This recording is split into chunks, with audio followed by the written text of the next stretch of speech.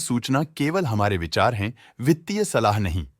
निर्णय लेने से पहले खुद शोध करें। किसी भी लाभ या हानि के लिए हम उत्तरदायी नहीं हैं।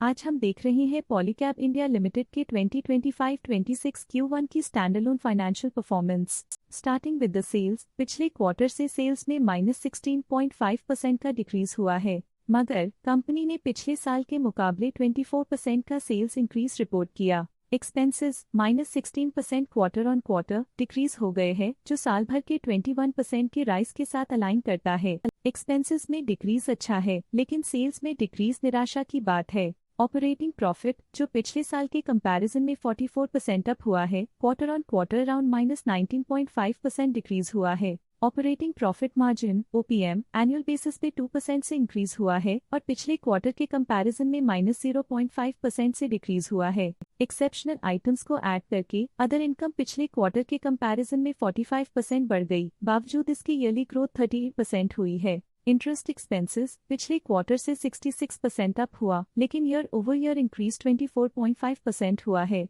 डिप्रिशिएशन कॉस्ट में 7% का क्लाइम देखने को मिला और ईयरली बेसिस पे 27% का इंक्रीज देखा गया। प्रॉफिट बिफोर टैक्स एनुअली 47% बढ़ा, लेकिन प्रोसीडिंग क्वार्टर से -20.5% डिक्रीज हुआ है। इस साल कंपनी ने 24.5% टैक्स पे किया और क्वार्टरली कंपनी ने 25% टैक्स पे किया है। नेट प्रॉफिट ने ईयर ऑन ईयर 46.5% का इंक्रीज दिखाया, लेकिन लास्ट क्वार्टर से -22% का कंट्रैक्शन हुआ है। इस क्वार्टर के दौरान कंपनी का परफॉर्मेंस इतना अच्छा नहीं रहा।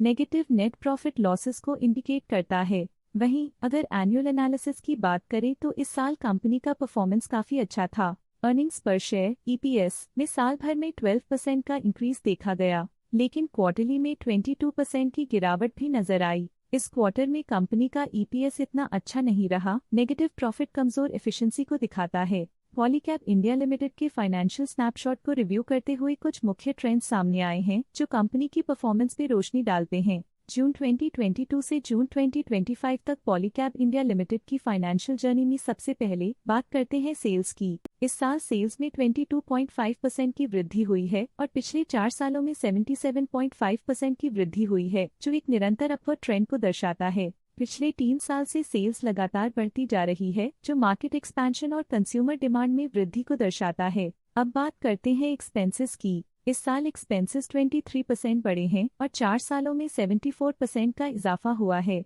इस साल हालांकि एक्सपेंसेस सेल्स से थोड़ा ज्यादा बढ़े हैं, मगर ग्रोथ रेट्स का करीब होना स्टेडी ऑपरेशनल कॉस्ट को दर्शाता है। ऑपरेटिंग प्रॉफिट का सफर स्टेडली ऊपर चढ़ रहा है। इस साल 19.5% की बढ़ोतरी के साथ और पिछले 4 सालों में 107% का नोटिसेबल राइज हुआ है। पिछले 3 साल से ऑपरेटिंग प्रॉफिट लगातार बढ़ रहा है, जो कॉस्ट मैनेजमेंट और ऑपरेशनल कुशलता को दर्शाता है। नेट प्रॉफिट का सफर ऊपर की ओर चल पड़ा है। इस साल 24.5% की चढ़ाई के साथ पिछले 4 सालों में 103% की शानदार वृद्धि हुई है। पिछले 3 साल से नेट प्रॉफिट लगातार बढ़ रहा है, जो फाइनेंशियल हेल्थ को मजबूती देते हुए इन्वेस्टर्स का ध्यान आकर्षित करता है। इस साल EPS में -17.5% की कमी के बावजूद लंबी अवधि में देखा जाए तो 34% की मजबूत वृद्धि हुई है। इस साल EPS में कमी आने के बावजूद पिछले सालों की ग्रोथ कंपनी की मजबूत ओवरऑल परफॉर्मेंस को अंडरलाइन करती है। चलिए अब बात करते हैं शेयर होल्डिंग पैटर्न की शेयर होल्डिंग रिपोर्ट्स कुछ इस प्रकार की हैं, जो के तक चलता है।